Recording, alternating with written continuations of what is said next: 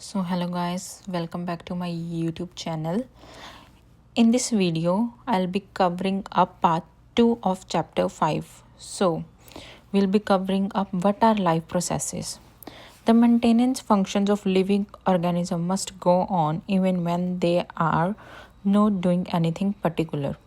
सो living organism के body के maintenance के काम हमेशा चलते रहते हैं, चाहे ऑर्गेनिजम्स कुछ स्पेशल काम कर रहे हों या नहीं कर रहे हों. Even when we are just sitting in class, even if we are just asleep, this maintenance job has to go on. The processes which together perform this maintenance job are life processes. जब हम class में सिर्फ बैठे होते हैं या सो रहे होते हैं तब भी बॉडी के अंदर काम चलते रहते हैं. जो प्रोसेसेस मिलकर बॉडी को ज़िंदा और ठीक रखते हैं उन्हीं को हम लाइफ प्रोसेसेस कहते हैं. Since these maintenance processes are needed to prevent damage and breakdown, energy is needed for them. अब ये प्रोसेसेस जो हैं वो हमारी बॉडी को किसी भी डैमेज से बचाते हैं, इसलिए इनके लिए एनर्जी तो चाहिए होती है. अब ये एनर्जी जो है, this energy comes from outside the body of the individual organism. ये एनर्जी जो है वो बॉडी के बाहर से आती है.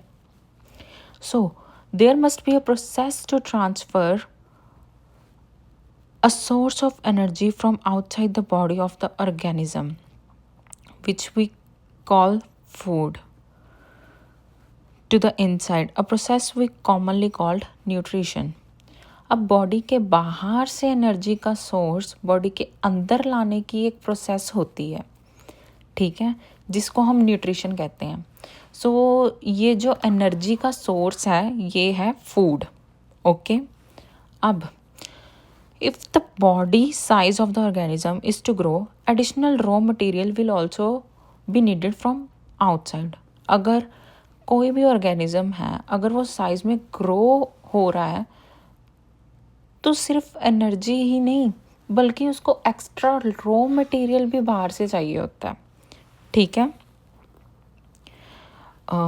Since life on earth depends on carbon based molecule, most of these food sources are also carbon based. अर्थ पर जो उनकी लाइफ है वो सिर्फ कार्बन बेस्ड है, इसलिए ज़्यादातर फूड भी कार्बन बेस्ड ही होता है. Now, depending on the complexity of these carbon sources, different organisms can then use different kinds of nutritional processes. अब फूड सिंपल या कम्प्लेक्स होने के हिसाब से ऑर्गेनिजम्स की अलग अलग न्यूट्रिशन प्रोसेस होते हैं, ठीक है. तो कोई भी ऑर्गेनिज्म है उसके अंदर अलग अलग न्यूट्रिशनल प्रोसेसेस होते हैं, ठीक है. Now the outside sources of energy could be quite varied. Energy के सोर्सेज इन्वायरमेंट में अलग अलग होते हैं और ऑर्गेनिज्म उन्हें कंट्रोल नहीं कर सकता, since environment is not under the control of the individual organism, ठीक है. These sources of energy therefore need to be broken down or built up in the body and must be finally converted to a uniform source of energy that can be used for various molecular movements needed for maintaining living structure as well as to the kind of molecules the body needs to grow. क्योंकि in environmental sources को आदमी control नहीं कर सकता, इसलिए body के अंदर इन energy sources को तोड़ना पड़ता है और एक कॉमन यूजेबल एनर्जी में इनको कन्वर्ट करना पड़ता है. इसी काम के लिए बॉडी में केमिकल रिएक्शंस होती हैं, ठीक है. Now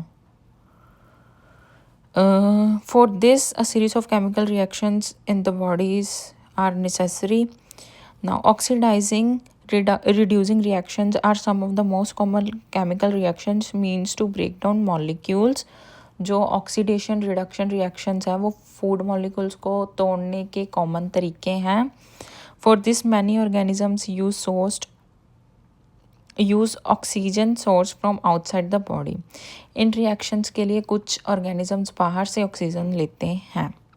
The process of acquiring oxygen from outside the body and to use it in the process of breakdown of food sources for cellular needs is what we called respiration. अब इस oxygen को बाहर से लेना और इस oxygen को use करके फूड को तोड़कर रेस्पिरेशन को बनाना एनर्जी को बनाना ही रेस्पिरेशन कहलाता है. अब in the case of single cell organism, no specific organs for taking in food, exchange of gases or removal of waste may be needed because the entire surface of the organism is in contact with the environment. अब जो single celled organisms हैं उनको special organ की ज़रूरत नहीं होती क्योंकि उनकी पूरी सरफेस इन्वायरमेंट के कांटेक्ट में होती है. But what happens when the body size increases. अब जब बॉडी का साइज इंक्रीज होता है तो क्या the entire body size what happens when the body size of the organism increases and the body designs becomes more complex. In multicellular organisms, all the cell may not be in direct contact with the surrounding environment. The simple diffusion will not meet the requirements of all the cells. अब जब organism का size बड़ा और structure complex हो जाता है तो problem आती है. मल्टी सेलुलर ऑर्गेनिज्म में सब सेल्स डायरेक्टली इन्वायरमेंट के कांटेक्ट में नहीं होती, इसलिए सिंपल डिफ्यूजन जो है सब सेल्स के लिए इनफ नहीं होता. मल्टी सेलुलर ऑर्गेनिजम्स में डिफरेंट बॉडी पार्ट्स डिफरेंट काम के लिए स्पेशली यूज़ होते हैं. अब we have seen previously in various body parts have specialized in the functions they perform. Okay, ये हमने पढ़ लिया. We are familiar with the idea of these specialized tissues and with their organization in the body of the organisms. In the body, it is therefore not surprising that the uptake of food and oxygen will also be the function of specialized tissue. अब जो food और oxygen लेना भी, क्योंकि जो multi cellular organisms हैं उनमें different body parts different functions के लिए यूज़ होते हैं, तो जो फूड खाना और ऑक्सीजन लेना वो भी कोई स्पेशलाइज्ड टिश्यू ही, मतलब वो भी कोई स्पेशलाइज्ड ऑर्गन ही काम कर रहा है. ठीक है, फूड लेने का काम और ऑक्सीजन लेने का काम भी एक स्पेशलाइज्ड टिश्यू ही कर रहा है. But this poses a problem. ठीक है, this poses a problem since the food and oxygen are now taken up at one place in the body of the organisms while all parts of the body. So इससे होता क्या है, क्योंकि specialised organs ही food और oxygen को ले पाते हैं, इससे प्रॉब्लम ये आती है कि फूड और ऑक्सीजन एक जगह एंटर होते हैं पर पूरी चाहिए तो वो पूरी बॉडी को होते हैं. न्यूट्रिशन ऑक्सीजन वो तो सारी बॉडी को चाहिए. तो इसके लिए हमारे भगवान जी ने ट्रांसपोर्टेशन सिस्टम को डेवलप किया. जैसे यहाँ पे लिखा हुआ है, this situation creates a need for a transportation system for carrying food and oxygen from one place to another in the body. Now when chemical reaction use the carbon source and oxygen for energy generation, they create byproducts that are not only useless for the cells of the body but could even be more harmful. तो energy बनाते time जो waste products बनते हैं वो useful भी होते हैं कई, बट कुछ हार्मफुल भी होते हैं. इन वेस्ट प्रोडक्ट्स का क्या करते हैं हम, ये हम पढ़ेंगे अब. Now this waste byproducts are therefore needed to be removed from the body and discarded outside by a process called excretion. ठीक है, अब जो ये वेस्ट प्रोडक्ट हमें हमारी बॉडी को हार्म पहुंचा सकते हैं उन्हें हम बॉडी में ऐसे ही तो रख नहीं सकते, इसीलिए भगवान जी ने एक प्रोसेस बनाया है जिसे हम एक्सक्रीशन कहते हैं. Again, if the basic rules for body design in multi-cellular organisms are followed, a specialized tissue for oxygen will be developed. अब excretion के लिए भी भाई एक specialized tissue तो होगा ही, और ट्रांसपोर्ट सिस्टम वेस्ट को वहाँ तक लेकर जाते हैं. ठीक है, मतलब इसमें हमें ये बताया है कि जो मल्टी सेलुलर ऑर्गेनिजम्स हैं उसमें एक्सक्रीशन कंट्रोल करने के लिए स्पेशल ऑर्गन्स होते हैं, और जो ट्रांसपोर्ट सिस्टम है वो हमारे वेस्ट को उन ऑर्गन्स तक लेकर जाता है।